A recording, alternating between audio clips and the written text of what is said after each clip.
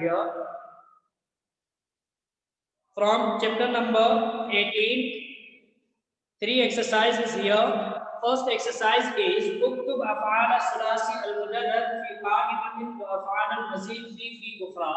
Okay, you should write ثلاثي مجرد verb and ثلاثي مزيد في verbs in your textbook from the chapter. Okay, just easy way to get how to find out that this verb belongs to ثلاثي مجرد or this verb belongs to ثلاثي مزيد في. Okay, easy trick I want to convey to you on. First is, for example, ishtaraitu, the verb you read ishtaraitu. Now you are confused that ishtaraitu belongs either to sulasi mujarrad or sulasi mazid fi. How to find out? How to find out? Just see first verb of fi'l madhi. What does it mean? Third person male singular. Third person male singular. What is its third person male singular verb? Then only you can get it that belongs to sulasi mujarrad or sulasi mazid fi. Okay, then only you can get it. Otherwise you will be confused that this verb belongs to sulasi mujarrad or sulasi mazid fi. Got it? For example, from your chapter is marwatan ata sadiqun. This second word of the chapter, marwatan ata sadiqun. First story, second word, ata yaqti. Ata yaqti. The verb belongs to sulasi mujarrad or sulasi mazid fi.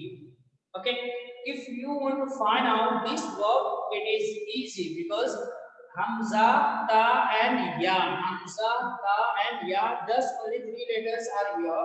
Its meaning is that it belongs to sulasi mujarrad. अगर यही verb fail मुजारे होता, for example, yati, yati, some may be confused that yati belongs to sulasi mujarrad or sulasi mazid fi because ya, hamza, ta, ya is there. 4 letters are there. If you are sure that is fail muzare, you no need to be confused. If someone may be confused who doesn't know the difference between fail mazi and fail muzare. Sir, you can repeat. Okay, I told how to find out a verb belong to sulasi mujarrad or sulasi mazid fi. I think you remember sulasi mujarrad and sulasi mazid fi. From 11th standard we are discussing this. Sulasi mujarrad means 3 letters will be there in fi'l madhi, and if some letters has been added at the beginning, in the middle or at the end, that is called sulasi mazid fi. Sulas means 3, mazid means added. Okay, so sulasi mujarrad 3 letter verb, nothing will be added at the beginning also, in the middle also, and at the end also. That is called sulasi mujarrad.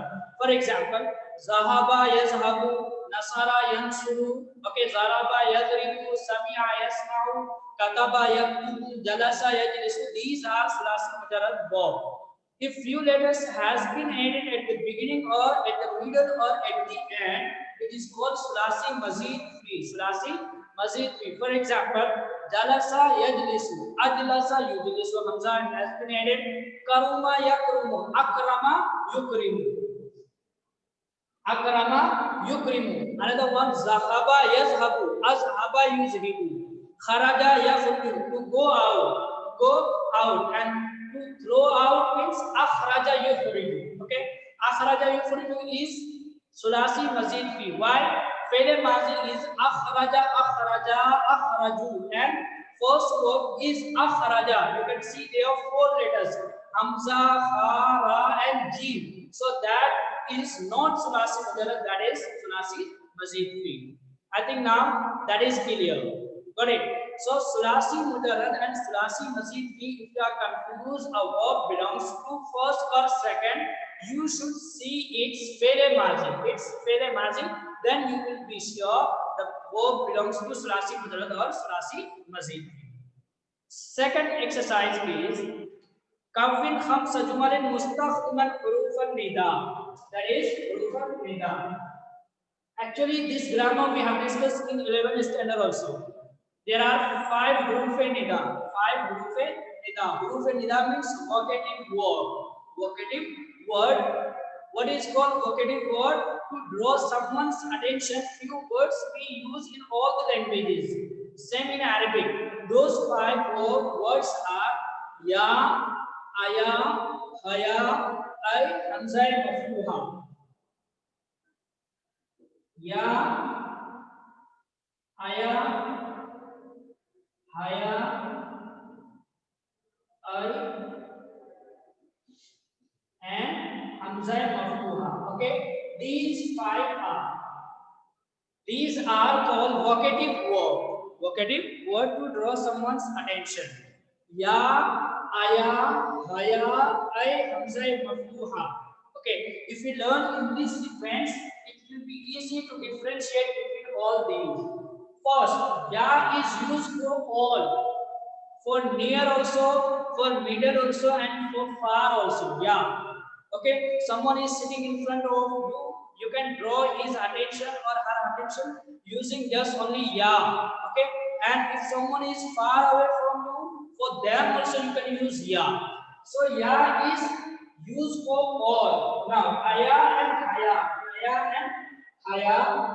These two are used for far. These two are used for far. I and Hamza in Maftuha. I and Hamza in Maftuha. These two are used for nearby. One who is sitting nearby you, you can draw his or her attention by using I or Hamza in Maftuha. For example, abrar, a abrar. Okay, so Hamza in Maftuha and I is used for nearby. Aya and Haya is used for far and Ya is used for all. Got it? Now, next point is related to the Hurufe Nida. After using these words, next word will have pesh, fatha or kasra. That is main point. I think you remember when I revise it, you will be sure.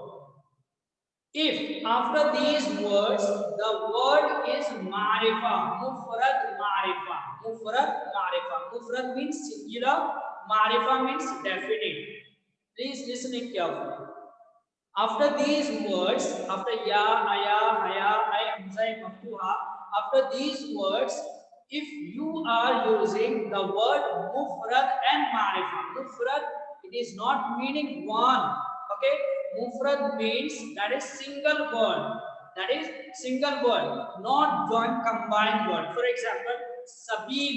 Sabil is a single word, and if you say sabilur rahman, now the word is not mufrad, that is combined, murakkab word. Okay, got it? Abdullah. Okay, that is not also mufrad, that is murakkab. For example, if you say, "Oh Hamid," you will have to say, "Ya Hamidu." If you want to say, "Oh Zainab," "Ya Zainabu." "Oh Khadija," "Ya Khadijatu." Okay. Oh Aisha, Ya Aishatu. So next word will have pesh. And if it is not a mufrad word, if it is combined word, then at that time the word will have zabar. Okay, very famous example is if you want to say Ya Rasulullah, not Rasulullah. Ya Rasulullah is 100% wrong. So what should be Ya Rasulullah? Why? Because Rasulullah is not a mufrad word. Rasulullah is a combined word.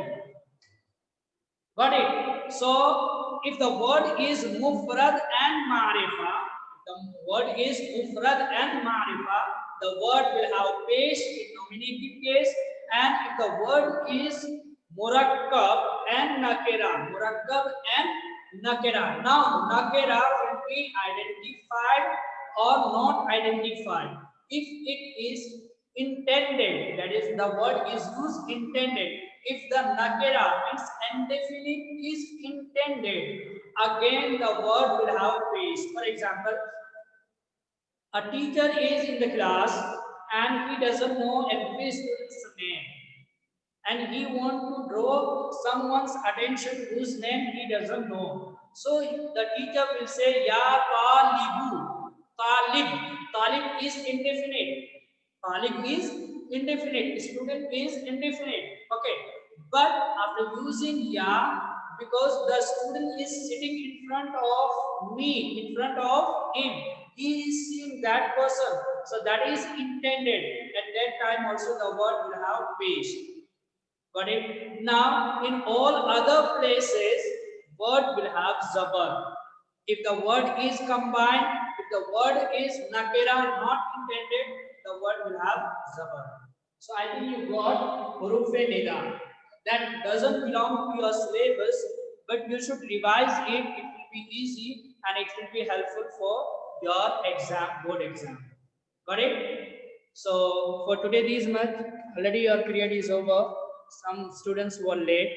Just please remain here for 1 or 2 minutes. I'm going to take your attendance.